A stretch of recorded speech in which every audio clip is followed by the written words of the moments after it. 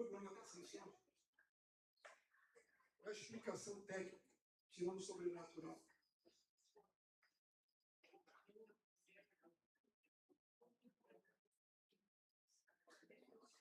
Não quer não? Ficar com o celular?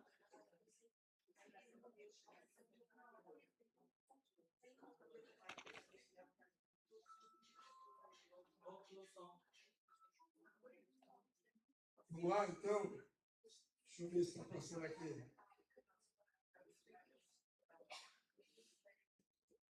Na minha tela está um delayzinho, imagem antiga. Deixa eu ver se vai funcionar.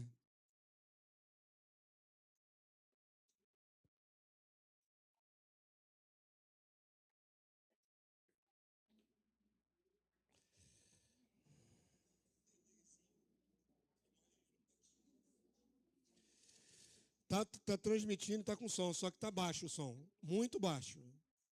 Isso é horrível lá na transmissão. Quem está em casa depende de um som bom.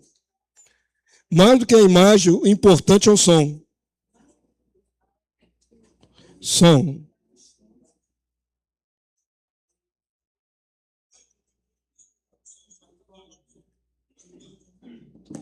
Dá para dar ganho no som aí? Melhorou agora.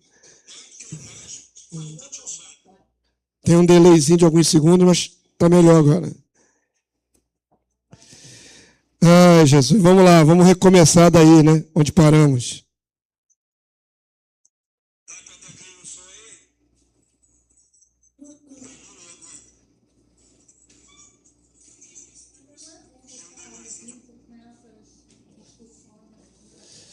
Não, isso não é bom, minha irmã, mas é o que temos para hoje. Vamos começar então? Já está transmitindo ao vivo. Investidura de autoridade e o pecado. Vamos lá, vamos aprender o conceito. A autoridade e submissão é a base do reino de Deus. Eu pedi mais cedo que vocês repetissem essa frase. O reino de Deus funciona com autoridade e submissão. E essa noção de hierarquia foi primeiramente estabelecida no reino do céu. Deus criou categorias variadas de honra para os anjos. Tronos, soberanias, principados, e aí vai descendo, né? Colossenses 1,16. Vamos agora otimizar a aula, porque já atrasamos bastante. Vamos ler todos juntos, quem puder? Pois nele foram criadas todas as coisas, nos céus e sobre a terra, as visíveis e as invisíveis, sejam tronos, sejam soberanias, quer principados, quer potestades.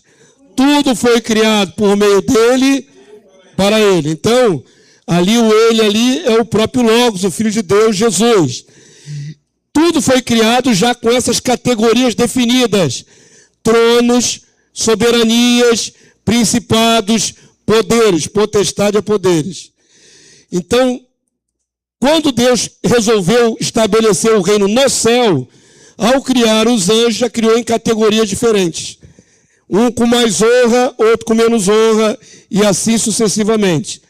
Tudo foi criado desta maneira. Aqui tem uma ilustraçãozinha aqui, não é? As categorias maiores, né, digamos assim, superiores. Serafim, querubim e tronos. Abaixo, dominações, virtude, potestades, principados, arcanjos, e na categoria mais inferior, anjos. Avança aí para mim, por favor. Mesmo depois da insubmissão e rebelião do querubim, que veio a ser o diabo, Satanás, e a despeito da sua expulsão e condenação, diante dos outros anjos, ele é reconhecido pela categoria hierárquica a que pertence. Então vamos lá, vamos compreender isso. Satanás tem ainda alguma característica original? Ele ainda é visto diante dos anjos com a categoria de querubim, lembrando que querubim é uma categoria superior. Vamos ver o que a palavra revela, né? Tudo que temos para entender é a palavra de Deus. Judas 1,9, igreja. Quem quiser ler com o pastor, vamos lá. Contudo, o arcanjo Miguel, quando contendia com o diabo e disputava a respeito do corpo de Moisés. Não se atreveu a proferir juízo infamatório contra ele. Pelo contrário, disse: o Senhor, Deus Todo-Poderoso, te repreenda. O que isso nos ensina? Respeito à autoridade. Mas a autoridade aqui, as duas autoridades que estão aqui em contraste, é a autoridade de Satanás e a autoridade do arcanjo Miguel, todas elas derivadas do próprio Deus. Foi Deus que criou essas noções de autoridade e submissão. Amém? O que é interessante, você vai ver em outros textos, é que no mundo espiritual, essas regras, essa definição de hierarquia continua valendo. No mundo dos homens, aí há muitas distorções e até insubmissões. Mas para o mundo espiritual se reconhece a patente. Aqui, o arcanjo Miguel não se atreveu, atrevimento, de repreender o próprio diabo. Porque, olha só, se fosse uma questão de bem contra o mal, Satanás não deveria ter nenhum tipo de reverência, honra ou reconhecimento. Nem poder. Porque ele é mau. Se a questão fosse bem e mal, já estava definido no nosso coração que nós pensamos assim, dessa maneira, né? O bem deve ser honrado e o mal deve ser desonrado. Mas não é assim que funciona. Mesmo sendo mal, Satanás é de uma hierarquia superior ao do arcanjo Miguel. Então não tem a ver com o caráter ou a dignidade, tem a ver com a investidura. E foi Deus que inventou assim. Para ajudar, vocês gostam?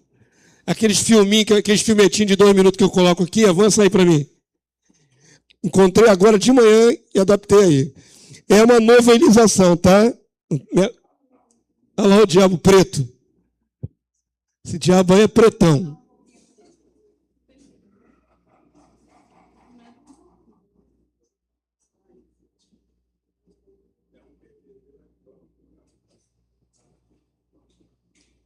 Satanás, solte agora o corpo de Moisés.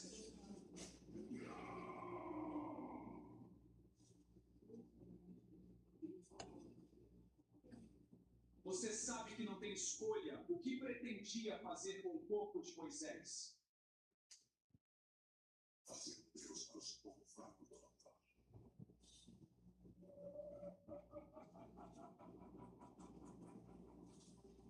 O Altíssimo, a quem um dia você serviu e ordenou que viesse buscar o corpo, o coloque no chão.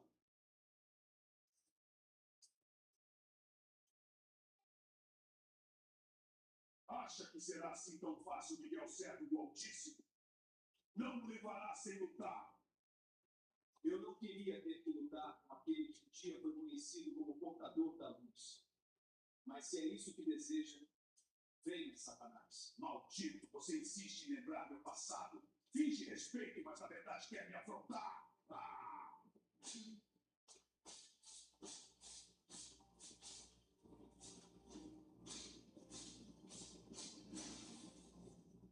Miguel, como ousa me afrontar? Eu fui feito para liderar. Se renda de uma vez e me entregue o corpo de Moisés. Você perdeu sua luz, o orgulho tomou conta de você. Seu ódio te destruiu. Saiba que eu não saio daqui sem Moisés.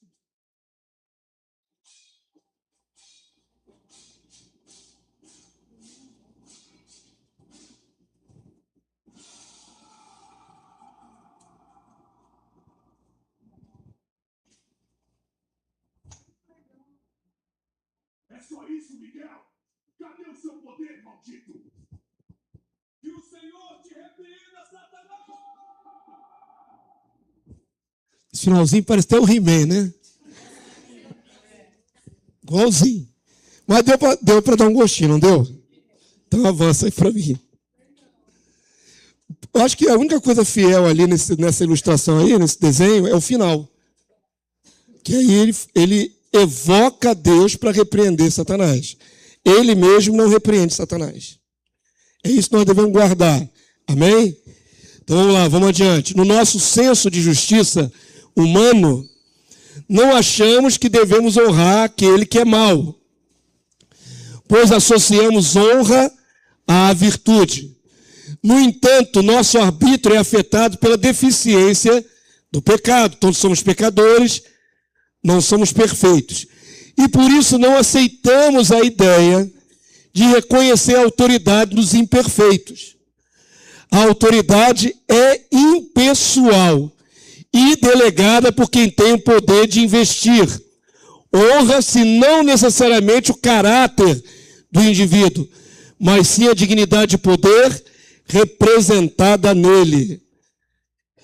Romanos 13:1 é conceito bíblico, né? Estamos aqui no Novo Testamento para a igreja. E a palavra de Deus diz assim: todo homem esteja sujeito às autoridades superiores, porque não há autoridade que não proceda de Deus. Repete isso. Porque não há autoridade que não proceda de Deus. Vou repetir pela terceira vez. Não há autoridade que não proceda de Deus. Ponto. Quem quiser se insurgir contra as autoridades, que se insurja. Saiba que está se insurgindo contra algo que Deus criou, que Deus estabeleceu, que Deus vela para cumprir sobre a terra. Então não tem essa de filosofia, modernismo, qualquer ismo que você pensar. Não tem nada que seja pessoal. É algo estabelecido por Deus. O mundo pertence a Deus, a terra e todos que nele habitam. Então, a regra é de Deus. Então, aí o texto diz, toda autoridade, porque não há autoridade que não procede de Deus. Vamos ler o resto.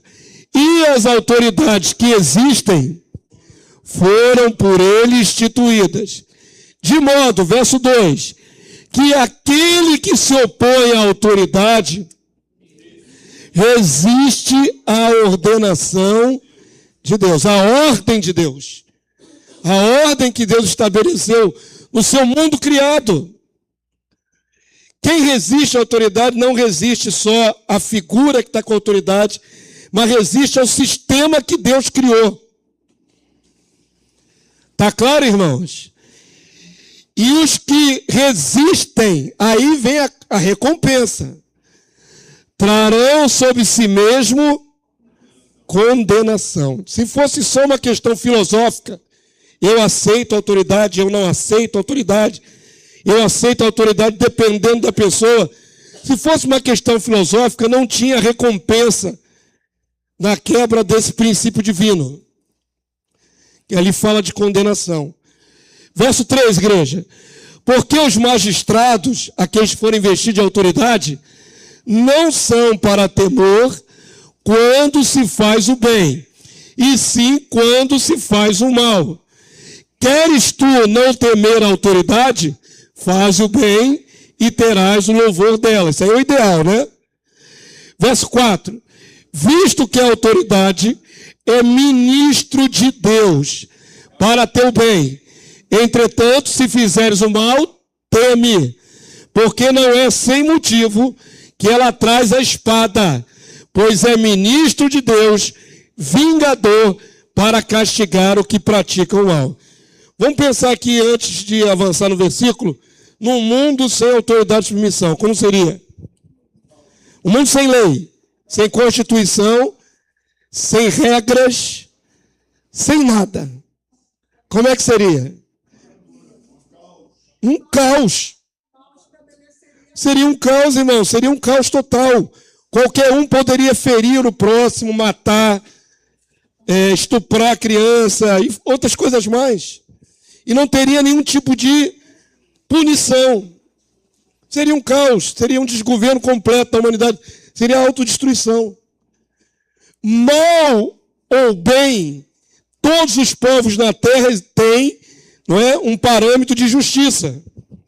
Mal ou bem, cada governo sobre a terra estabeleceu normas daquilo que é aceitável, daquilo que parece justo. De sorte que quando alguém transgride, comete crime, é segundo parâmetros de justiça. Precisa haver isso para que o mundo não se destrua, que a humanidade não se destrua. Amém, queridos? Então, quando a pessoa está debaixo da lei, nós estamos debaixo da lei do Brasil, da Constituição do Brasil, das leis civis, das leis, várias leis. Nós estamos debaixo dessas leis. Visa manter uma certa ordem. Senão, seria um verdadeiro caos. Amém?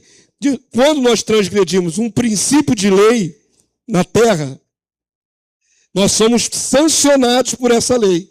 Tem sempre uma recompensa.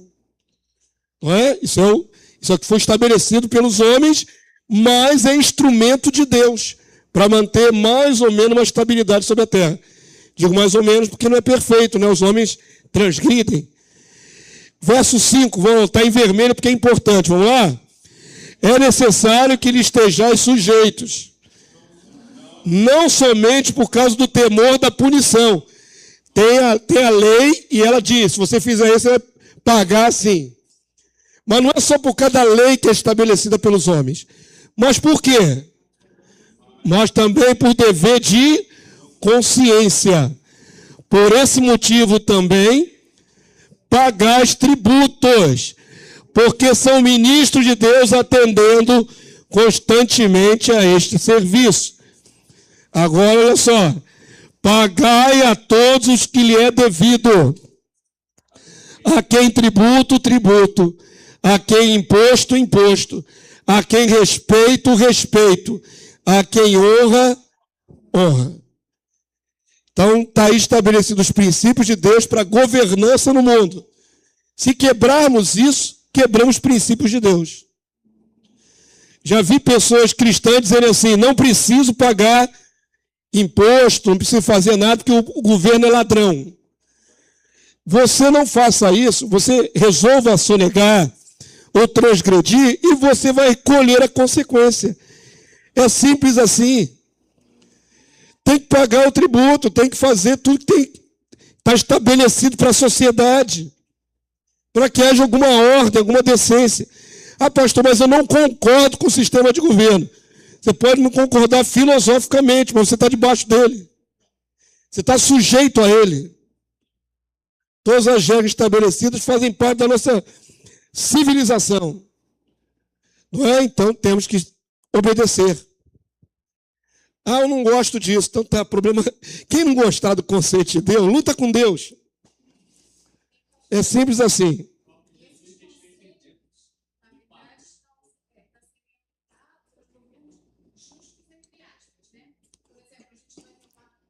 Aqui não diz governos justos, é governos.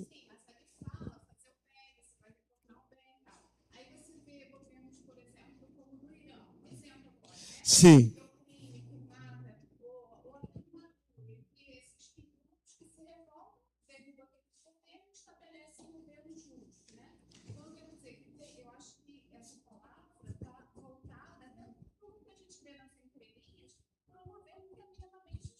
Tá bom, vamos pegar esse conceito. Venezuela é injusto, o governo era injusto, tinha que tirar o Maduro.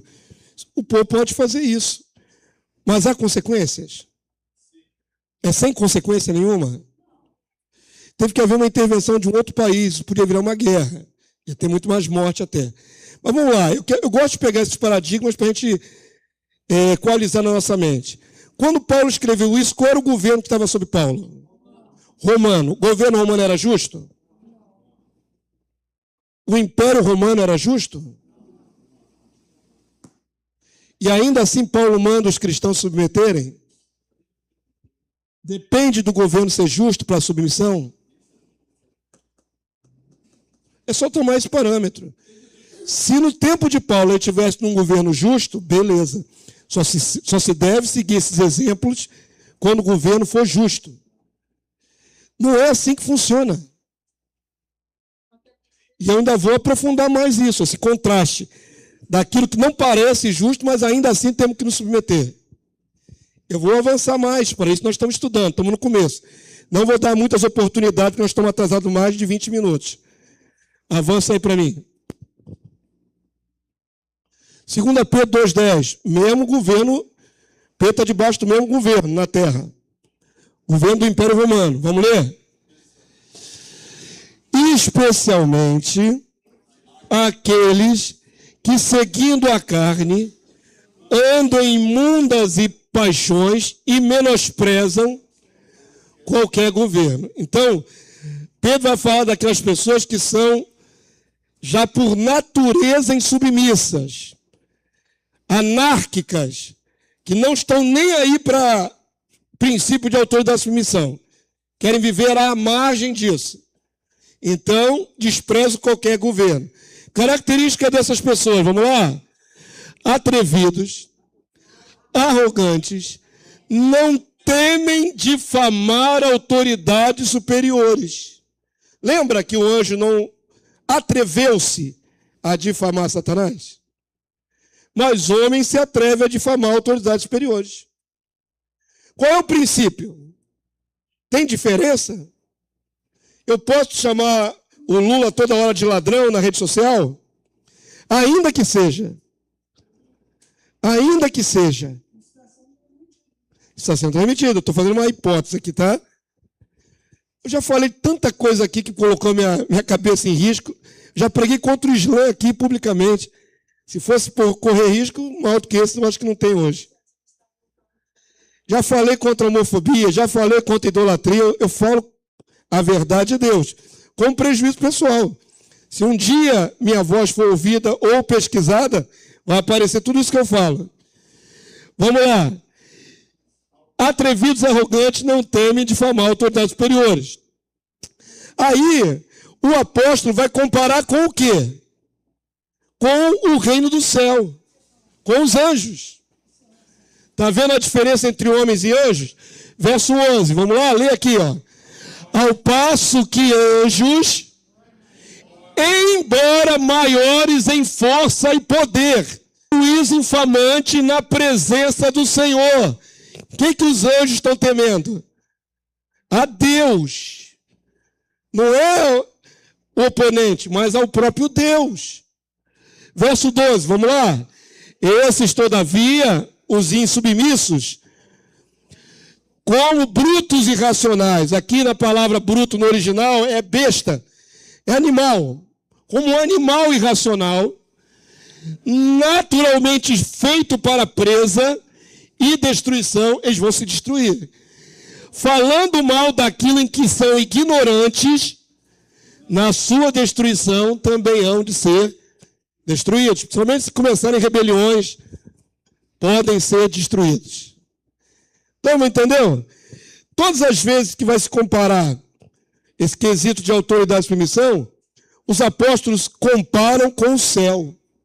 Porque o conceito começou no céu, não na terra. Na terra deve ser replicado o conceito do céu. É simples assim. Avança para mim. É lógico que no céu, o reino do céu é perfeito, estabelecido. Na terra é uma balbúrdia, é uma bagunça. Mas ainda assim deve-se pensar no conceito do céu. Nós somos seres elevados, né, irmãos? Deveríamos ser. Isso vai em muitas camadas da nossa vida como cristão. Nosso pensamento não é igual ao do mundo. Nossa postura não é igual ao do mundo. Nossos conceitos não são igual ao do mundo, são celestiais. Questão reflexiva, isso aqui é interessante, ó. Quando um guarda de trânsito de baixa estatura ergue a mão, todos devem parar. Por causa da pessoa ou por causa do que ela representa? Porque a autoridade é impessoal. Quando você olha para o guarda, ele pode ser feio, baixinho, sei lá, ridículo, pode ter olho torto, perna curta. Não interessa a figura da pessoa que está ali. Quando ele levanta a mão, ele está investido de autoridade para fazer isso. Ele foi estabelecido para fazer isso. De sorte que se você quiser desprezá-lo, porque você não gostou da cara dele, porque você acha que ele não é nada, não é ninguém, você pode desprezar a autoridade. Porém, a autoridade vai atrás de você pela transgressão. vai pagar o preço. A autoridade não tem a ver com a pessoa, mas com a investidura que nela está. Todo mundo entendeu? Os homens que serviram no quartel sabem disso. Quando a gente entra conscrito, novinho lá no quartel, a primeira coisa que você aprende é que tem que botar a mão na pala para reconhecer a autoridade superior. E ai do soldadinho que não quiser levar a mão aqui no cap, aqui na pala. Ele toma cadeia, ele toma punições. No mínimo um pernoite, vai ter que dormir uma noite no quartel, porque simplesmente, quando a autoridade passou, ele não botou a mão aqui na incontinência. Isso é estabelecido. Independe se aquele que está lá com a autoridade é uma pessoa boa, má, feia, chata, preguiçosa, sei lá, pessoa horrorosa. Não interessa, ela está investida de autoridade. Você está abaixo, você se submete. É assim que funciona. É simples assim. Eu estou fazendo alguma lavagem cerebral com vocês ou estou aplicando o conceito? Você pode resistir quando você quiser à autoridade, mas vai ser sempre prejuízo. Tem prejuízo. Os reis tiranos eram respeitados? Vamos aprofundar biblicamente. Já está vendo aqui uma ilustração da novelinha do rei Davi, é o rei Saul, que era um camarada complicado, né? Quando o povo de Israel não quis mais ficar debaixo da direção do profeta Samuel e pleiteou que levantasse um rei humano, um monarca conforme tinha os outros povos, o próprio Deus fez que Samuel lhes advertisse que os reis têm prerrogativas que seriam obedecidas por esse mesmo povo. Quando eles pediram um rei humano, porque Samuel era só um profeta e um juiz, Samuel foi instruído por Deus a falar para eles: vocês querem um rei humano? Igual aos outros povos? Tá bom. Então, olha só, vai acontecer isso, vai acontecer aquilo, vocês vão ter que se submeter dessa maneira, vocês vão ter que dar isso, aquilo outro para o rei. Ele colocou às claras a regra do jogo para o povo. O rei teria autoridade sobre as suas propriedades. O rei teria autoridade até sobre as suas vidas. Ele pode dispor de vocês para a guerra, por exemplo. Vocês querem um rei humano? Então a regra é essa. E foi dada as regras, lá em 1 Samuel 8, de 5 a 22, quem quiser ler depois. Foi eleito Saul como o primeiro rei sobre Israel, que funcionou no início, mas depois se mostrou um fardo, já que Saul tinha um caráter duvidoso, era colérico e acabou reprovado por Deus, ficando até oprimido por espíritos maus. 1 Samuel 16, 14 a 23. Ainda assim, sua investidura era respeitada, mesmo por Davi, a quem Saul perseguiu e tentou tirar a vida mais de uma vez. Está aqui uma ilustração. Um dia Davi estava na frente de Saul lá, tocando lá. Saul tacou-lhe uma lança, queria traspassar Davi na parede. Empalar Davi na parede, Davi que se esquivou. É só uma ilustração do que aconteceu. O camarada era de caráter duvidoso, era colérico, era ainda oprimido por espíritos maus, que Davi ia lá para prender ele para tocar, para diminuir a opressão. Ainda assim tentou matar Davi. E depois que Davi se tornou conhecido, mais ciúme teve de Davi e perseguiu Davi por muitos lugares. Avança para mim. No entanto, ele era autoridade. Avança aí para mim. Aqui, ó. Davi teve chance de matar Saul também mais de uma vez. 1 Samuel 24, 1. Tendo Saul voltado de perseguir os filisteus, foi-lhe dito: eis que Davi está no deserto de En-Gedi. Tomou então Saul 3.000 homens para ir atrás de Davi, escolhidos dentre todos Israel. Foi ao encalço de Davi e dos seus homens, nas faldas das penhas das cabras monteses. Chegou a uns currais de ovelha no caminho, onde havia uma caverna. Entrou nela Saul a aliviar o ventre. Ora, Davi e os seus homens estavam assentados no mais interior da mesma. Ele vai atrás de Davi, deu uma dor de barriga, entrou na caverna. Ele não sabia que na caverna estava toda a tropa de Davi lá no escuro, no fundão. Se eles quisessem, nessa hora que ele está desprotegido ali, se aliviando, eles podiam tomar Saul e matar Saul na hora. Então os homens de Davi lhe disseram: hoje é o dia do qual o Senhor te disse: eis que te entrego nas mãos o teu inimigo, e far-lhe-ás o que bem lhe parecer. Levantou-se Davi furtivamente, cortou a orla do manto de Saul. Ele está aqui se aliviando. Davi veio de gatinha devagarinho, pegou uma parte da roupa dele lá da orla e cortou. Poderia ter lhe cortado o pescoço, lhe enfiado a espada por trás. Seria desonroso, né? Um guerreiro não faria isso. Eles teriam um embate frente a frente. Mas ele tirou um pedacinho da capa de Saul. Sucedeu, porém, que depois sentiu Davi bater-lhe o coração, por ter cortado a orla do manto de Saul, e disse aos seus homens: o Senhor me guarde, que eu faça tal coisa ao meu Senhor. Isto é, que eu estenda a mão contra ele, contra Saul, pois é ungido do Senhor. Recebeu investidura. Davi compreendia o que os anjos compreendem. A autoridade você respeita. Mas ele não estava sendo perseguido por Saul, não seria legítimo se defender? Seria. Mas ele agora tinha uma oportunidade de matá-lo à traição, por trás. E não fez. Teve temor a Deus.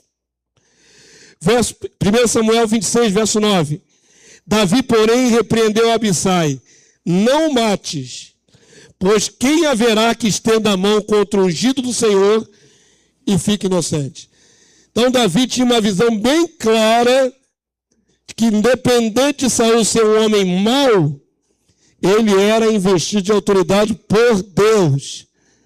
Amém, queridos? Quando Deus quis, Deus tirou a autoridade de Saul, ele perdeu o reino e passou a investidura para Davi. Davi recebeu unção diante de todo o povo de Israel e foi chancelado como autoridade. A autoridade se respeita, independente do caráter. Compreenderam? Está dando para aprofundar um pouquinho mais essa questão? Ela não é nebulosa, não é cinza, não. Ela é clara. Nós temos dificuldade por causa do nosso conceito de justiça. Avança aí para mim. Eclesiastes 8:2, igreja, vamos ler? Leia aí, por favor. Eu te digo, observa o mandamento do rei, e isso por causa do seu juramento feito a Deus. Não te apresses em deixar a presença dele, do rei, nem te obstines em coisa má, porque ele faz o que bem entende. O rei, quem lida com a autoridade é Deus. Porque a palavra do rei tem autoridade suprema. E quem lhe dirá: que fazes? Entenda isso.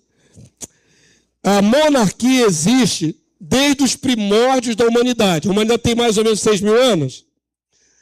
Desde os primórdios existem líderes. Faraó era um rei, o rei da Babilônia, o rei. Todos os países da antiguidade eram monarquias, todos. Isso perdurou tanto antes de Cristo, como muitos séculos depois de Cristo. Já é na idade mais moderna que as monarquias vão cair. Eu não lembro direito, mas tem o grande marco, é a queda da Bastilha, né? Quando passaram o rei na guilhotina, acho que é o Luís XIV. Quem lembra melhor aí? Quem estudou? Eu estudei há 40 anos atrás, já esqueci tudo, irmão. Vocês estão mais fresquinhos aí. Quem que morreu com... Qual foi o rei na França que morreu com o pescoço na guilhotina? Essa molecada dependente de Google vai saber o quê? Duvido que saibam. Tudo dependente de Google, tudo geração Google. Na nossa época, a gente não tinha Google, não. Foi Luís XV? Júlia, diga aí. Eu tenho só uma memória do que estudei, mas na nossa época a gente pegava livro e lia. Não era YouTube, não. Aquela queda ali do rei da França foi o marco da efusão da democracia no mundo. Lembre-se, o Brasil pertencia a que coroa? Portugal. Quando Dom Pedro I deu ali o grito da independência, tem quanto tempo isso? Eu duvido que vocês lembrem. Tudo é bem de Google também. Antigamente a gente tinha que estudar isso na escola e decorar, né? Quando é que foi a independência do Brasil? Qual é a data? 1800 e... Aí tá vendo? Os antigos lembram, porque não tinha Google naquela época. Tinha que estudar os antigos fósseis. Os fossilizados lembram. 1822. Até 1822, o Brasil estava debaixo de monarquia. 89, agora já corrigiram. Sim. A República Federativa, a República é um conceito democrático.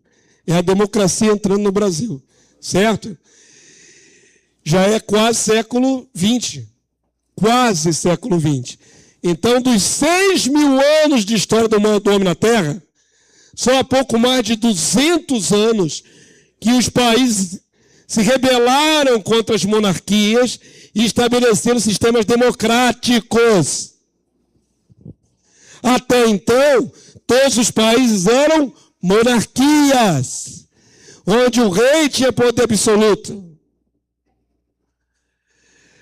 Esse sistema que vivemos hoje é bem moderno, bem recente. Pastor, mas não tinha na Grécia? Tinha na Grécia, mas não em todos os países do mundo. Que prevaleceu era a monarquia. Avança aí para mim. É Luís XVI. Agora vamos para a precisão histórica via Google. Luís XVI, que morreu? E qual foi a data que ele morreu, já que está aí aberto? Agora passa, rola aí na barra de rolar e vai aparecer a data que ele morreu. 21 de janeiro de 1793. Já é quase 1800. 200 e poucos anos atrás, não chega a 300 anos.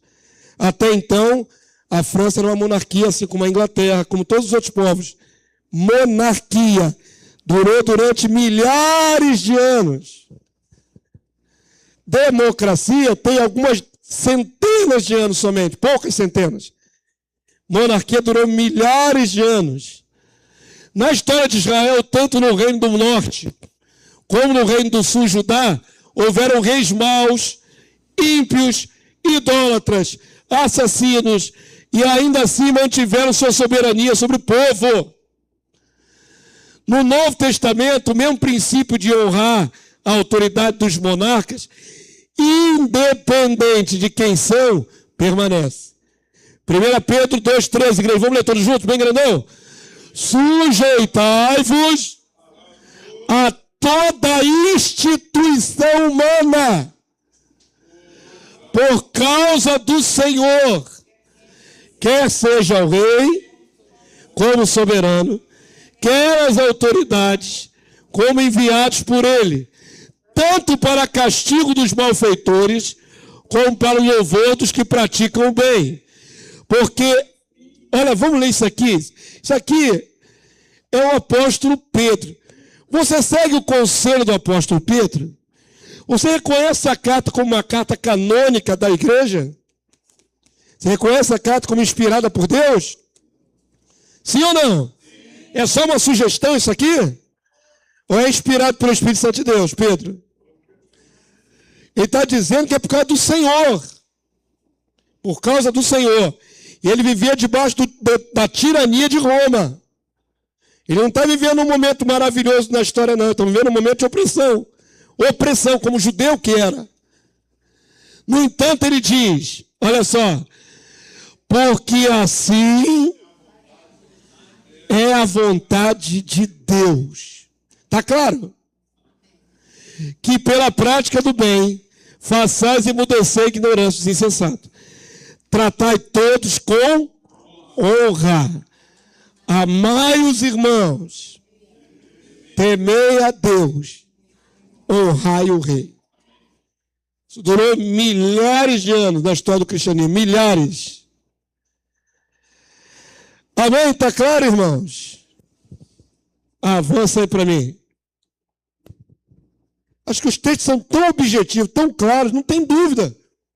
A gente tem dificuldade de aceitar, às vezes, no coração, mas que o texto seja dúbio, o texto não é dúbio, é explicadinho, até os porquês. Submeter-se ao mal não é injusto? Resposta, é claro que sim. No entanto, principalmente no tempo do Novo Testamento, quando ainda havia escravidão, vamos falar sobre escravidão de homens. Algo absolutamente injusto, mal. Mas até o tempo de Pedro, Paulo, havia escravidão de homens. Na lei de Deus tem escravidão dentro do próprio povo de Israel. Um judeu poderia escravizar um irmão judeu pobre. Pela lei. Quando chegasse a época do jubileu, soltava aquele irmão judeu pobre. Era a lei. A lei não acabou com a escravidão, ela regulamentou a lei de Moisés. Isso foi mais de 1500 anos antes de Cristo. No tempo de Cristo, havia escravidão de homens? Sim. E se convertia a Cristo tanto escravo como livre. Às vezes se convertia, o dono da casa se tornava cristão e o escravo dele se tornava cristão. Eles eram irmãos em Cristo. Mas hierarquicamente, um era o dono, o outro era o escravo. E os dois iam para a mesma reunião. Alguns críticos da Bíblia acham isso um absurdo, como é que Jesus não resolveu o problema da escravidão. Estamos falando agora de Novo Testamento, não Antigo Testamento. Então havia escravidão de homens. Vamos ver aí, ó. 1 Pedro 2, 18 a 25. Servos ali escravos. Sede submissos com temor ao vosso Senhor, o dono, o patrão, o dono. Não somente se for bom e cordato, mas também ao perverso. Entenda isso em nome de Jesus, quero ver se você entende. O que Pedro está mandando o escravo fazer? Se submeter ao dono, independente do caráter dele. Bom ou mal. E ainda assim tem que submeter. Por quê? Vamos ver a explicação do conceito. Por quê? Porque isto é grato, que alguém suporte tristezas, sofrendo injustamente. É injusto isso? É injusto. Por motivo de sua consciência para com Deus. Por causa do princípio de Deus, irmão. Ah, mas isso é tão injusto, pastor. Eu sei. Deus também sabe. Pois que glória há se pecando e sendo esbofeteados, por isso, suportais com paciência. Se, entretanto, quando praticais o bem, sois igualmente afligidos e suportais com paciência, isso é grato a Deus. Deus ensinou a suportar. Verso 21, vamos lá? Portanto, para isto mesmo fostes chamados, pois quem também Cristo sofreu em vosso lugar, deixando-vos exemplo para seguir seus passos, o qual não cometeu pecado, nem dolo algum se achou em sua boca. Pedro apela logo para a figura de Jesus, sendo filho de Deus, sendo homem sem pecado, Deus humanado, ainda assim foi submisso. Pois ele, olha o que acontecia, ó, comportamento do Cristo. Pois ele, quando ultrajado, não revidava com ultraje. Quando maltratado, não fazia ameaças, mas entregava-se àquele que julga retamente. Não é que o que ele sofria não tinha peso, mas Deus julgará. Carregando ele mesmo em seu corpo, sobre o madeiro, os nossos pecados, para que nós, mortos para os pecados, vivamos para a justiça. Por suas chagas fomos sarados. Porque estáveis desgarrados como ovelha, agora, porém, vos converteste ao pastor e bispo da vossa alma. Ah, irmão, eu sei que é difícil pra caramba, mas olha para a igreja primitiva. Ela foi perseguida cruelmente e injustamente. Os irmãos da igreja não fizeram mal nenhum a Roma. Não eram transgressores, não eram polígamos, não eram ladrões, pelo contrário. Por seguirem a Cristo, eram os melhores exemplares daquela época de cidadão em Roma. No entanto, acusados injustamente, foram torturados, foram perseguidos, foram massacrados, perderam suas casas, perderam suas posses. E ainda assim não há um registro histórico de que se levantaram contra aquele que lhes oprimia. É difícil demais aceitar esse conceito, mas é o que os cristãos verdadeiros fizeram ao longo da história. Nunca se insurgiram, nunca se rebelaram, nunca pegaram em arma para revidar, nunca. Aceitaram suas mortes, entregando na mão de Deus. Deus me vinga. Quantos entenderam? Não está autorizado nenhum cristão pegar em arma para se defender. Eu não vou nem entrar nesse mérito. Isso aí é muito pessoal. Tá certo? Mas entenda. Historicamente, biblicamente, cristão morre, mesmo que seja uma morte injusta. Estou inventando alguma coisa para vocês? É um conceito que não está na Bíblia?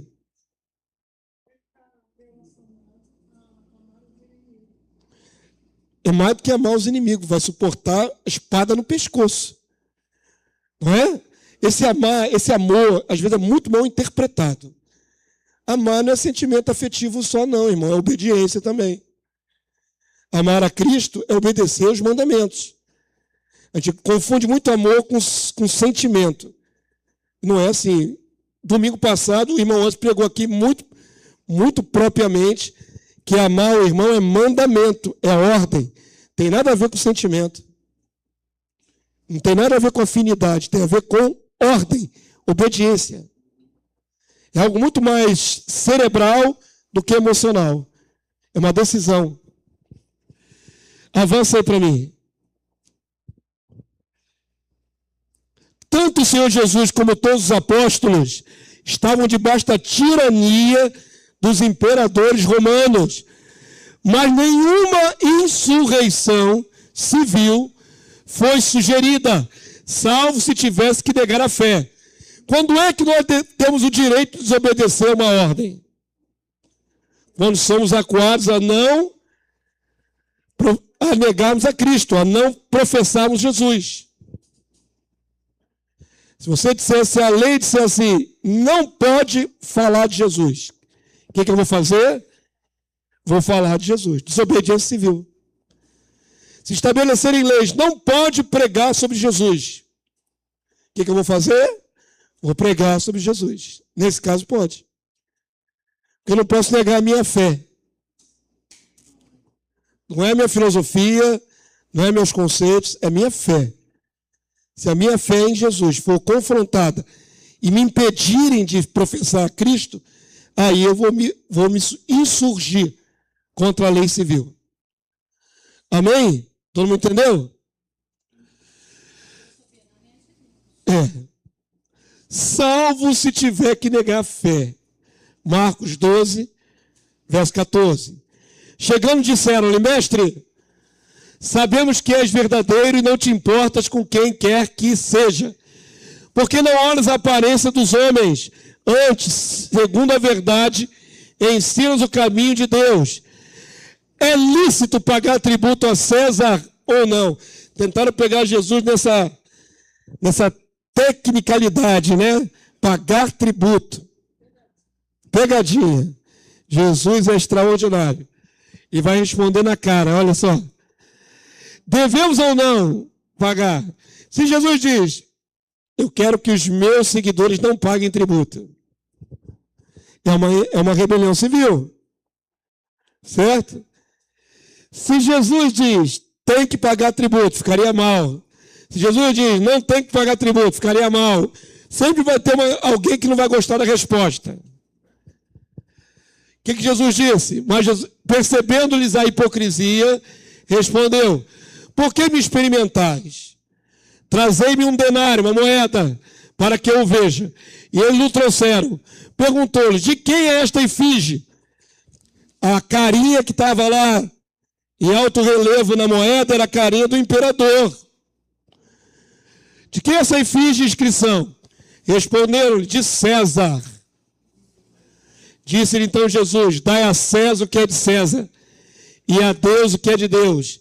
E muitos se admiraram dele. Jesus saiu sem falar, pague, não pague, dá a César o que é de César.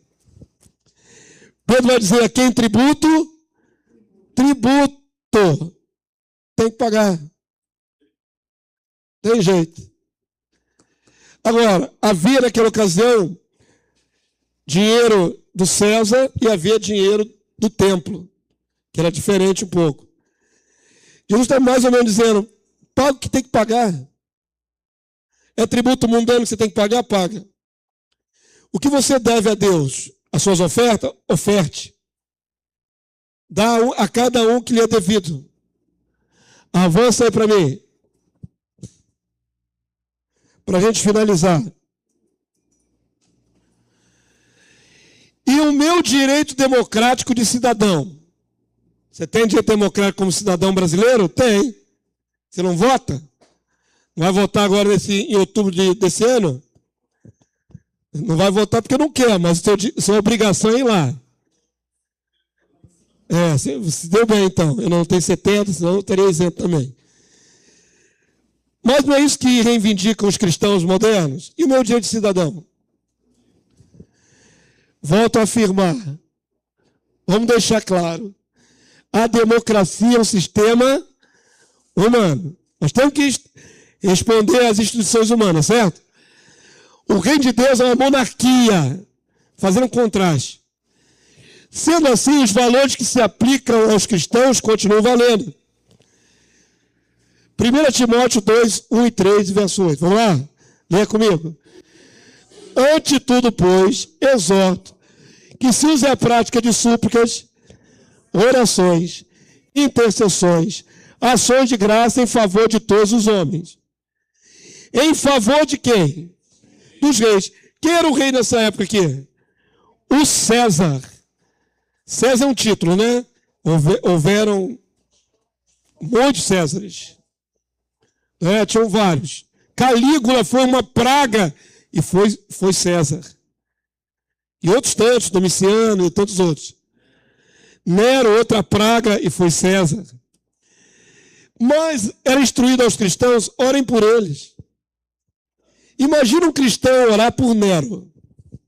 Segundo a história, foi sob Nero que mandou decapitar Paulo. O grande apóstolo Paulo foi decapitado no governo de Nero. Nero jogou a culpa do incêndio de Roma que ele provocou nos cristãos. Isso não é história da carochinha, não, isso aconteceu. Nero pegava cristãos e empalava num poste besuntado de betume e fazia azeite de tocha humana para iluminar a Via Ápia. A Via Ápia, uma via antiga lá de pedras que tinha em Roma, uma rua de Roma, uma avenida, de cada lado tinha um cristão em chamas para iluminar a rua.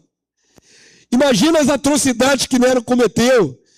E ainda assim, Nero matou, se eu não me engano, a própria esposa, matou filhos.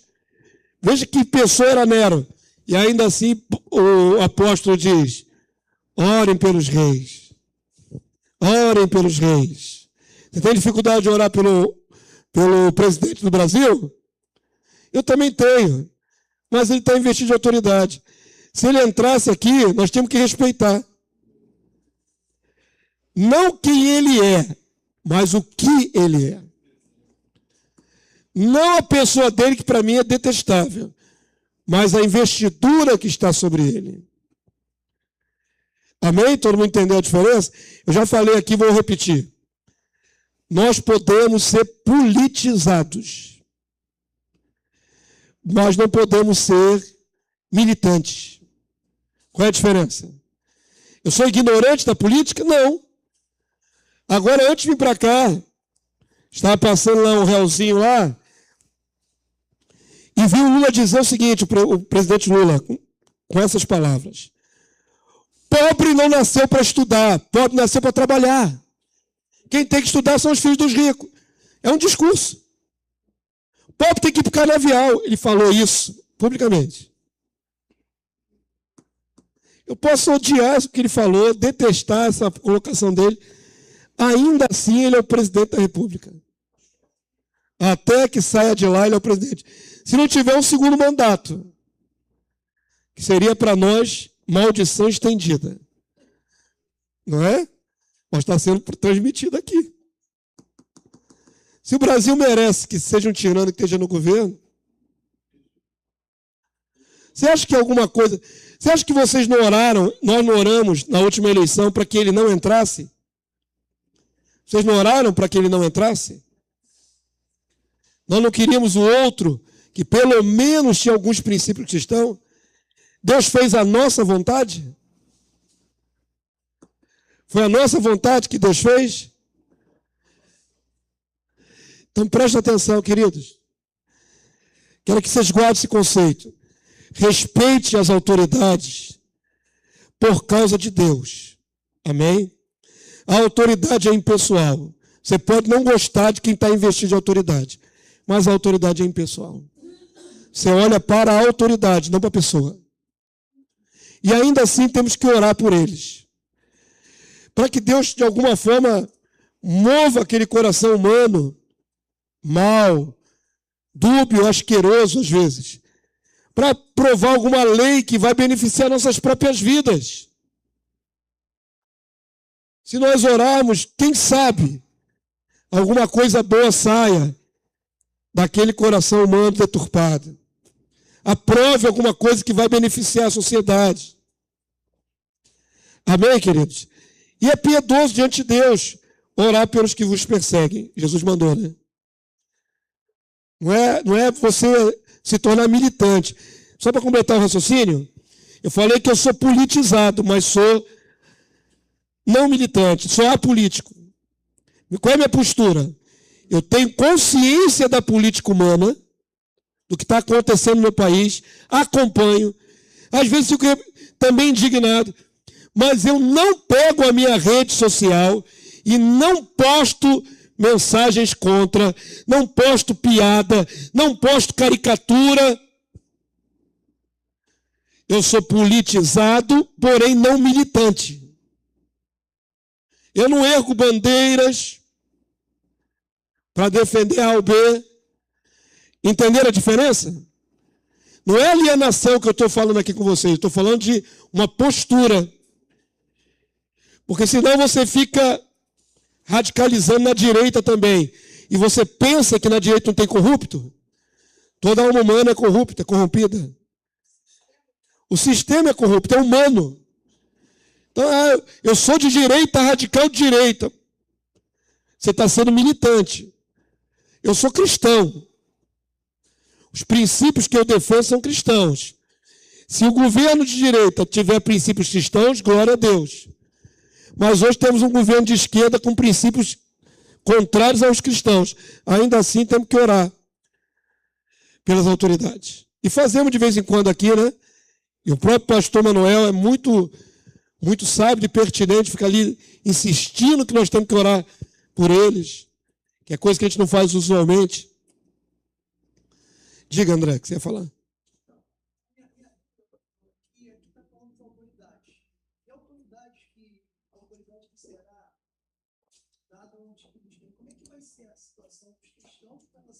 Aí vai ser desobediência civil. Não, aí o anticristo não. Porque o anticristo não é só uma autoridade, né? Vai haver uma separação bem clara. Eu vou tentar definir para você o que é a diferença. Quando o anticristo chegar ao poder, ele vai chegar como político, certo? Vai chegar através, talvez, de votações até. Vai ser um sistema democrático. Ou não. Eu acredito que seja porque haverá aliança. Aliança é democracia. Se ele fosse um ditador somente, não seria por aliança. Dificilmente seria uma aliança. Mas outros países vão apoiar o anticristo. Ok? Só que o anticristo vai fazer o que contra os cristãos? Fazer perseguição. Mas o que mais? Vai fazer com que os cristãos façam o quê? Neguem a Jesus. E eu já falei que quando for chegar nesse extremo de negar Jesus, você fica na contramão. Se torna marginal, como a igreja inicial era marginal. Ela obedecia até o ponto de não negar Jesus. Vou dar um exemplo bem prático disso.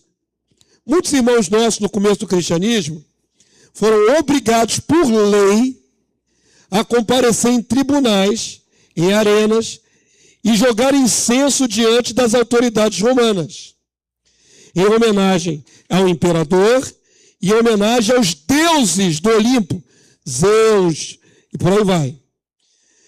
Cristãos foram arrastados diante das autoridades e foram obrigados. Você pega aqui um pouquinho de incenso e joga aqui nesse incensário em chamas, em homenagem ao rei, em homenagem a Júpiter. E muitos cristãos se negaram a fazê-lo, perdendo a vida no processo. Alguns cristãos fizeram, pegaram o incenso e jogaram lá para a estátua lá. Isso era visto como abjurar da fé. Era dado a quem colocava o incenso lá diante das autoridades um papel chamado libelo. Esse libelo aqui estava escrito: fulano de tal, no dia tal, na hora tal, sacrificou para a honra do rei e de Júpiter. O cristão que fazia isso recebia a sua vergonha por escrito. Entenderam? Quando está em jogo negar ou não a Jesus, aí você tem que ser radical. Com o anticristo será assim: bota a marca ou não põe a marca? A lei vai mandar, põe uma marca, senão você não vai fazer nada nesse mundo.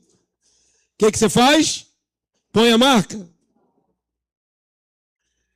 Esse é o problema, irmãos. Muitos cristãos talvez ponham a marca porque não suportam a ideia de morrer, de sofrer. Esse é o problema. Então, é uma questão de decisão, né? Põe ou não põe a marca? Pondo a marca, você vai ter como comprar, você vai ter como transitar, mas abjurou de Cristo. E os marcados vão ser lançados lá de fogo e enxofre. É simples assim.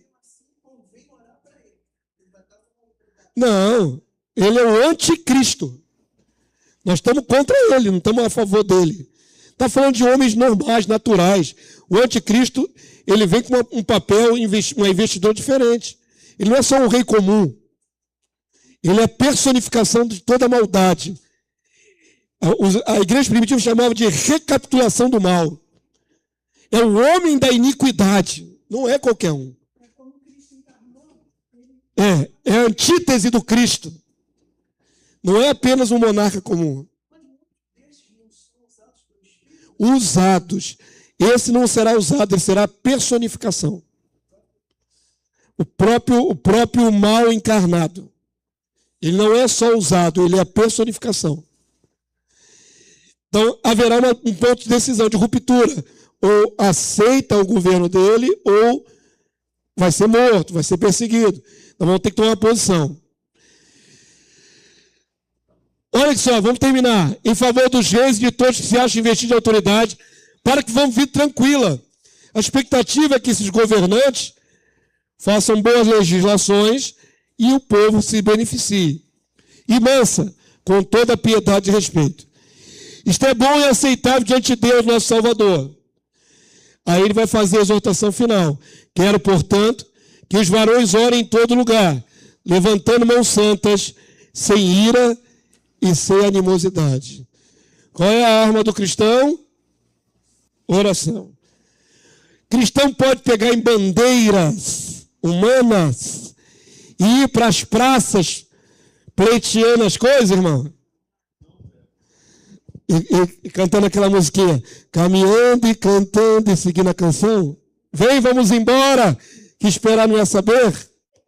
Quem sabe faz a hora, não espera acontecer. Isso é anarquismo, irmão.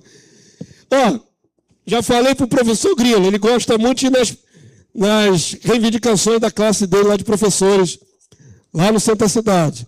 Quando vier a polícia, quando vier o batalhão de choque mandando spray de pimenta e bala de borracha nas costas, não reclama. Não foi lá fazer reivindicação? Caminhando e cantando, seguindo a canção?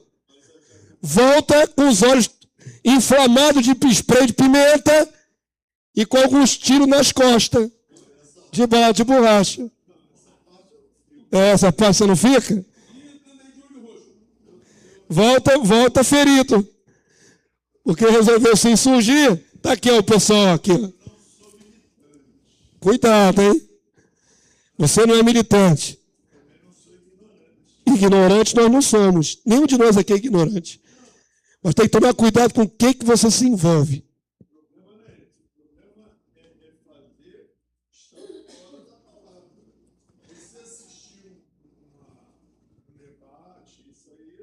Tudo bem, mas fazer piquete lá no centro da cidade.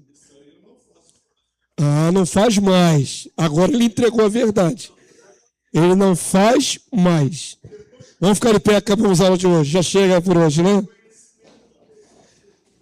que te freou, varão? Tu não faz mais, mas tu fazia. Então, a consciência, irmão. Nós somos cristãos. O nosso reino não é desse mundo. E os padrões que defendemos não são desse mundo. Vocês entenderam como é importante estudar sobre honra e autoridade? Nós vamos esmiuçar muitas coisas. São 13 lições, estamos na segunda. Persevera, querido, porque vai ser instruído. Os conceitos que nós estamos vendo aqui são bíblicos. Eles vão se assentando na nossa mente. Nós vamos começando a entender. Amém? Vencendo toda a nossa natureza humana. Vamos lá, vamos pedir a Deus graça. Logo mais à noite começa o culto. Olha, irmãos, eu sempre peço, chega cedo. Agora, na hora de começar a escola bíblica dominical, eu tinha mais ou menos a meia dúzia de pessoas na igreja. Por que chegar atrasado? Hoje é domingo, está saindo dentro de casa. Você não está vindo do trabalho, você está vindo de dentro de casa. Qual é a distância que você percorre da sua casa até aqui? Quantos minutos dá? Quem mora um pouquinho mais longe, irmão André mora longe, Rocha, irmã Marli vem lá da Penha. Mas a maioria mora ao redor da igreja. Qual é o motivo de chegar atrasado? Atraso é vício de comportamento. Não tem justificativa. Se eu marcar que o culto começa às 7 horas, a pessoa chega atrasada às 7h15. O problema não está no horário, o problema está no vício. Chega cedo, o culto começa às 6h30. 6h30 já estamos honrando a Deus com o nosso louvor, já estamos honrando ao Senhor Jesus com a nossa postura de submissão. Quem chega no segundo, terceiro louvor, desonrou o Senhor. Não quis dar dois sacrifícios de louvor. Ela chama que o louvor é sacrifício. É parte integrante do culto, sacrifício de louvor. Quem chega atrasado perde um sacrifício, 2 sacrifícios de louvor. Já foi ensinado esse conceito, né? Não precisa ficar batendo na tecla. Cheguem cedo em nome de Jesus. Você não está honrando o pastor da mata, está honrando a Jesus, a Deus. É a Ele que você deve sua honra. Pai Santo, louvado seja o teu nome por essa manhã na tua presença e pela tua palavra mais uma vez explanada. Cremos, Senhor, que o nosso entendimento foi aclarado. Cremos, Senhor, que não ficou dúvida sobre a tua palavra. Nossa grande luta é contra nós mesmos, contra a nossa própria natureza, contra os nossos pensamentos humanos. Mas a tua palavra é clara ao nosso entendimento. Ajuda-nos a nos amoldar à tua palavra, a nos submeter a ela, Senhor. Independente de quaisquer circunstâncias, prevaleça a lei que vem do céu sobre as nossas vidas.